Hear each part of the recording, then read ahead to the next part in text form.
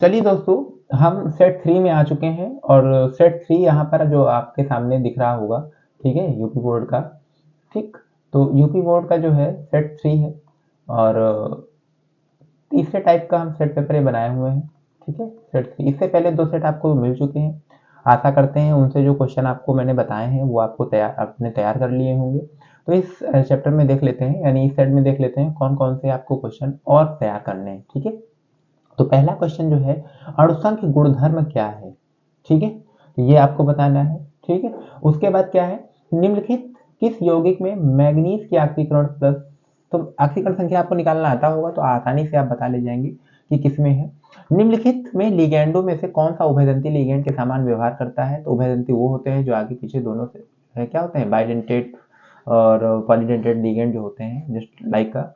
ठीक है, तो एसिटिल क्लोराइड के रोजेनमुंड अपचयन से प्राप्त होता है। यहाँ पर एक अभिक्रिया ये है रोजेनमुंड रिडक्शन।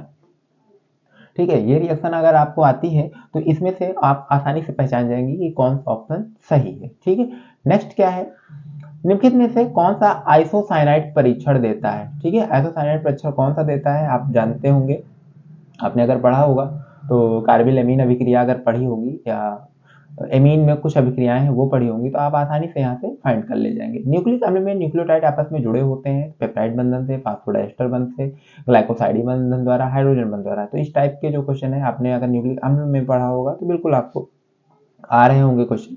ठीक है, बहुत ही ईजी है। और यहाँ पर एक के एफ, यानी हमने कहा था कि जो है यहाँ पर अणुभार ज्ञात करना है। ठीक है, तो अगर मोलल अवनमन स्थिरांक और हिमांक का अवनमन और हिमांक का उन्नयन, इस टाइप से क्वेश्चन अगर आपको आ रहे होंगे, आपने पढ़ा होगा, तो बेशक है कि आप जो है ये क्वेश्चन कर ले जाएंगे आसानी से। ठीक है, तो हमारा यहाँ पर उद्देश्य है कि सोल्यूशन देने का उद्देश्य नहीं है, बस हम आपको ये बताने वाले हैं कि यहाँ पर कैसे आपका पेपर आने वाला है और कौन कौन से किस टाइप से क्वेश्चन आपको तैयार करके जाने हैं वहाँ पर। ठीक है, तो ज़्यादा से ज़्यादा आपके क्वेश्चन फंस जाएंगे। ठीक है, नेक्स्ट क्या है, क्रोमाइट। पहले सेट में आपने देखा था कि पोटेशियम डाइक्रोमेट बनाने की विधि उसमें थी। ठीक है, इसमें भी वही है, बनाने की विधि है और तथा डाइक्रोमेट आयन की संरचना सूत्र लिखिए। ठीक है, पोटेशियम डाइक्रोमेट आयन का जो है क्या संरचना सूत्र भी लिखना है यहाँ पर। नेक्स्ट क्या है, उप सहसंयोजन यौगिकों के वर्नर सिद्धांत। ठीक है, वर्नर का सिद्धांत यहाँ पर आपको देना है। फिर नेक्स्ट क्या है, हेलो एल्केन के द्विअणुक नाभिक रागी प्रतिस्थापन क्रिया SN2 की क्रियाविधि लिखिए। ठीक है, SN2 SN1 रिएक्शन हमने बताई थी जो कि सेट 1 में शायद आपको मिल गई होगी। ठीक, परासरण दाब क्या है, परासरण तथा विसरण में उदाहरण सहित अंतर समझाइए। फिनॉल की अम्लीय प्रकृति को समझाइए। टालेन अभिकर्मक क्या है, एल्डिहाइड की टालेन अभिकर्मक के साथ अभिक्रिया तथा रासायनिक समीकरण लिखिए। नेक्स्ट है, प्रोटीन के विकृतीकरण पर संक्षिप्त टिप्पणी लिखिए। ठीक है, जिन लोगों ने हमारी ऑफलाइन क्लास की है दोस्तों ने, और तो उनको तो शायद हमने सब कुछ पढ़ाया हुआ है, कुछ छूटा नहीं है। नेक्स्ट क्वेश्चन नंबर 4 क्या कहता है, प्रथम कोट की अभिक्रिया का अर्धवायु 60 है। देखो ये वही क्वेश्चन है जो क्वेश्चन उसमें था। ठीक है, कितने समय में अभिक्रिया का 90% भाग पूर्ण होगा। ठीक है, कोलराउस के नियम को समझाइए, इनके अनुप्रयोग लिखिए। बिल्कुल, किसी वैद्युत अपघटय के विलयन में मोलर चालकता को परिभाषित कीजिए। ठीक है, ग है, अभिक्रिया की आणविकता तथा कोट के अंतर स्पष्ट कीजिए। प्रदर्शित कीजिए कि प्रथम कोट की अभिक्रिया की 3/4 पूर्ण होने में लगा समय उसकी अर्धायु का 2 गुना होता है। ओके, नेक्स्ट क्या है, लैंथेनाइट संकुचन के कारण स्पष्ट कीजिए। Zn+2 लवण सफेद होते हैं जबकि कॉपर+2 लवण नीले रंग के होते हैं, क्यों। ठीक है, इस पे आपको बताना है। सीसा संचायक बैटरी को डिस्चार्ज होते समय होने वाली अभिक्रियाओं को लिखिए, इसके बारे में आपको बताना है। नेक्स्ट क्या है, लिखित सेल का विद्युत वाहक बल की गणना कीजिए। ठीक है, कॉपर सॉलिड Cu+1 मोलर है, Ag 0.01 मोलर है। इस टाइप का क्वेश्चन आपको मैंने बताया है। ठीक है, इस टाइप का क्वेश्चन मैंने कराया भी है। ठीक है, तो वहां से आप देख लीजिएगा, कोई दिक्कत नहीं है।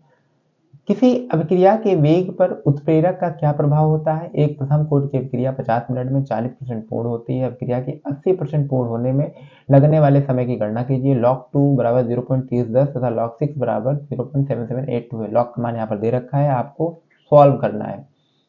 क्वेश्चन नंबर क्या क्या कहता है, उप सहसंयोजन यौगिकों में आयनन समावयवता तथा उप सहसंयोजन समावयवता को उदाहरण से समझाइए। क्वेश्चन नंबर 2 कहता है, निम्नलिखित उप सहसंयोजन यौगिकों के आईपीएसी नाम लिखिए। ठीक है, ये 2 आईपीएसी नाम लिखने को आ गए हैं जो कि आते ही आते हैं। निम्नलिखित अभिक्रियाओं के लिए रासायनिक समीकरण लिखिए। क्लोरोबेंजीन का सल्फोनीकरण, क्लोरोबेंजीन का नाइट्रीकरण। आपको फर्स्ट सेट में आपको ये क्वेश्चन मिले थे, एथिल ब्रोमाइड की सोडियम मेथॉक्साइड से अभिक्रिया, वुड्स फिटिंग अभिक्रिया, फिटिंग अभिक्रिया, ठीक है, इस टाइप से आपको बताने हैं।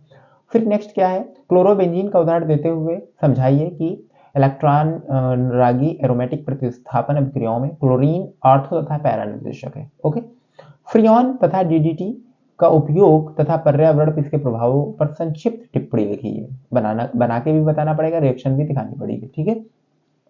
ग्रिग्नार्ड अपक्रमक द्वारा प्राथमिक, द्वितीयक तथा तृतीयक एल्कोहल बनाने की विधि तथा रासायनिक समीकरण लिखी है।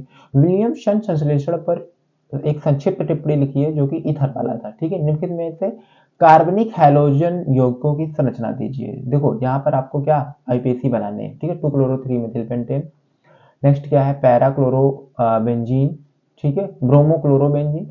फिर क्या है, 1-chloro-4 एथिल साइक्लोहेक्सेन, 2 ब्रैकेट में है 2-chloropheniल 1-iodooctane, ओके, 2-bromobutanol। ये सब आईपीसी आपको बनाने हैं। क्या होता है जब, केवल रासायनिक समीकरण देना है, यहाँ पर आपको हिंदी में नहीं लिखना है। रिएक्शन दीजिए क्योंकि एक एक नंबर के क्वेश्चन आने वाले हैं, ठीक है। एथिल क्रोमाइड की सोडियम एथॉक्साइड की क्रिया कराते हैं। नेक्स्ट क्या है, क्लोरोबेंजीन नाइट्रिक अम्ल से क्रिया करता है। ओके, नेक्स्ट क्या है, क्लोरोबेंजीन को जलीय सोडियम हाइड्रोक्साइड के साथ 623 केल्विन तथा 300 वायुमंडलीय दाब पर गर्म करते हैं तो क्या बनता है। क्लोरोबेंजीन सल्फ्यूरिक अम्ल के साथ अभिक्रिया करता है तो क्या बनेगा। एथिल क्लोराइड के जलीय KOH के साथ गर्म किया जाता है। क्रॉसरेडॉल, ईटार्ड और कैनिजारो, इस टाइप की ये जो अभिक्रिया है, ठीक है, आशा करते हैं ये आपको बिल्कुल तैयार होंगी। नेक्स्ट क्या है, प्राथमिक, द्वितीयक, तृतीयक एमिनो की पहचान करने के लिए एक हिल्सबर्ग परीक्षण का वर्णन कीजिए। इन अभिक्रियाओं को रासायनिक समीकरण भी लिखिए और प्राथमिक एमिनो के क्वथनांक तृतीयक एमिनो से अधिक क्यों होते हैं इसके बारे में थोड़ा सा एलेबरेट करना है, बताना है। या फिर अगर आपको ये दो नहीं आते हैं तो फिर आप, वैसे तो सारे आ रहे होंगे।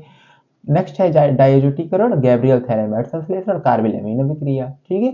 तो बहुत ज्यादा टफ क्वेश्चन नहीं है, ठीक है, पेपर बहुत सा इजी है, बट आप अगर आपने पढ़ रखा होगा तो, क्योंकि पढ़ने वाले के लिए ही पेपर आसान होता है, बाकी सबके लिए जो है पेपर वो टफ ही लगता है, ठीक है, चाहे जितना आसान आ जाए।